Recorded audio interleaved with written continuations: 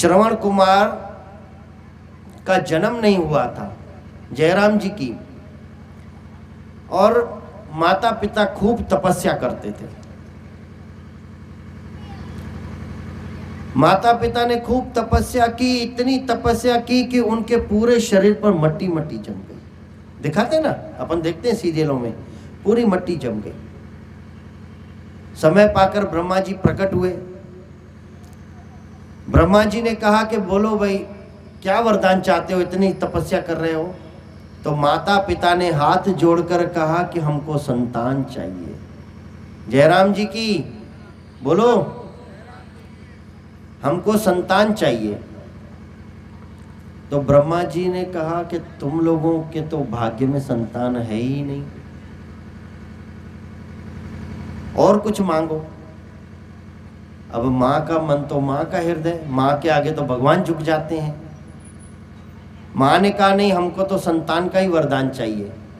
आखिर ब्रह्मा जी ने ईश्वर में गोता मारा और कहा कि देखो भाई, संतान का जिद करते हो तो मैं संतान देता हूं, लेकिन एक शर्त है, और शर्त ये है कि संतान होगी और तुम उसका मुख नहीं देखना। जयराम जी की बोलो, संतान तो दूंगा पर उसका बोलो मुख नहीं देखना। अब देखो माँ का मन, पिता का मन, उन्होंने कहा हमको ये भी मंजूर है, लेकिन हमको संतान दो। भगवान ने तथास्तु कह दिया। समय पाकर संतान का जन्म हुआ। माता पिता के आगे संतान का जन्म हो और कोई बच्चा उठा के ले जाए तो माँ अपने दिल पे हाथ रख के बोले कि क्या पीड़ा हुई होगी। कल्पना करो तो माँ के हृदय में क्या पीड़ा हुई होगी, सोचो। समय बीतता गया, 1 साल, 2 साल, 3 साल, 8 साल हो गए। कितने? 8 साल। 8 साल के बाद माँ ने कहा कि अभी कुछ भी हो जाए, लेकिन मैं मेरे बेटे को देखूंगी, भले कुछ हो जाए, लेकिन मैं। आखिर माँ की जिद के आगे नहीं चली और श्रवण कुमार को बुलाया गया। श्रवण कुमार को जैसे ही माँ ने बाप ने गले से लगाया, दोनों की आंखें चली गई। दोनों की आंखें चली गई। माता पिता ने अंधा होना स्वीकार किया, लेकिन अपने बच्चे का मुख बोलो देखा। श्रवण कुमार थोड़े बड़े हुए, उनके मन में एक ही पीड़ा। आज का बच्चा होता ना तो सोचता मेरा पिताजी साइकिल नहीं लेके दिया, मेरे को स्क्रीन टच मोबाइल लेके नहीं दिया। लेकिन श्रवण कुमार के मन में ये पीड़ा नहीं। श्रवण कुमार के मन में तो ये पीड़ा कि मेरे माता पिता की आंखें कैसे लौटेंगी। जयराम जी की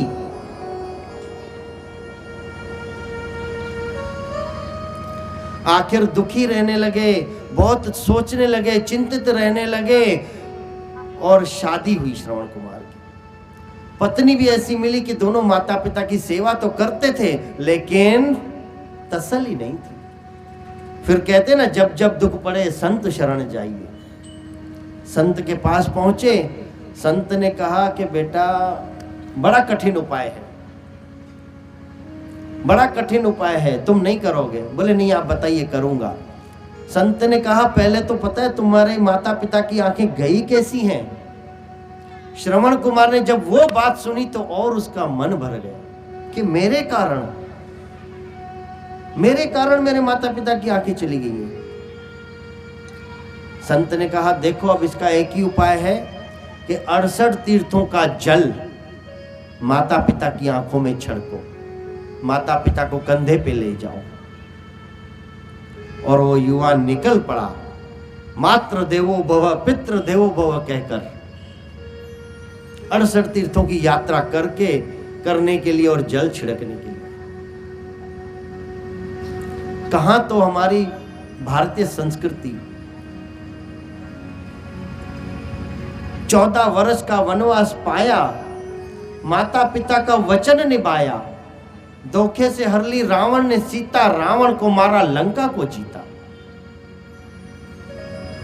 कहां तो भीष्म पितामह पिता की आज्ञा मानने के लिए आजीवन ब्रह्मचार्य का व्रत ले लेते हैं, और कहां तो आजकल बात बात पे माता पिता को भूल जाते हैं, अपमान करते हैं।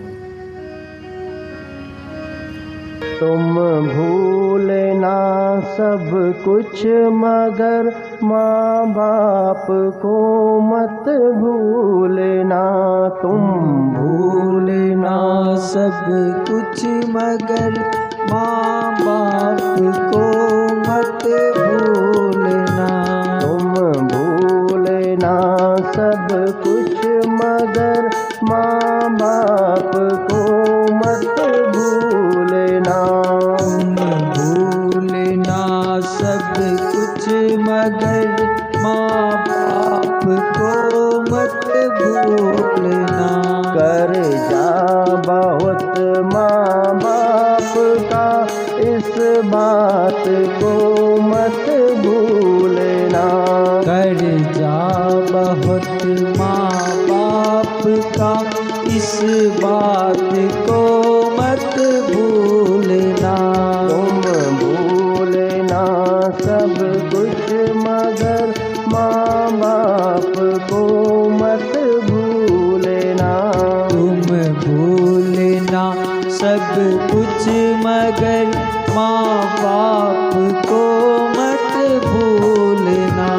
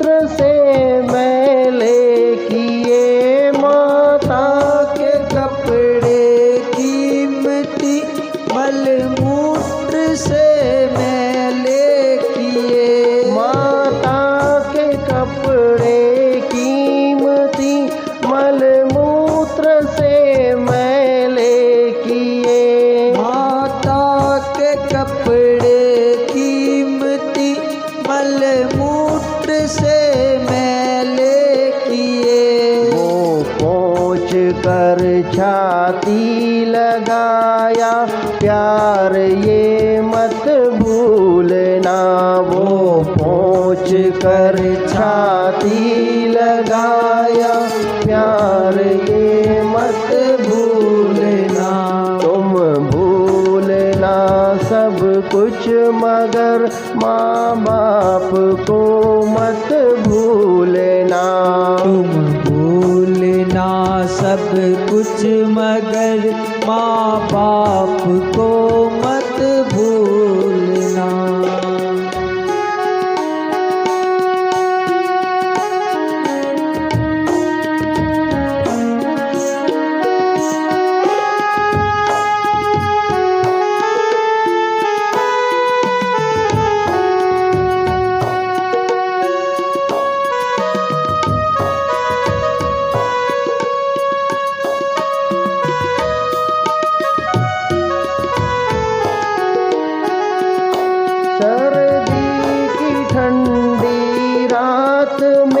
बिस्तर सभी गीले किए, ठंडी की सर्दी रात में बिस्तर सभी गीले किए।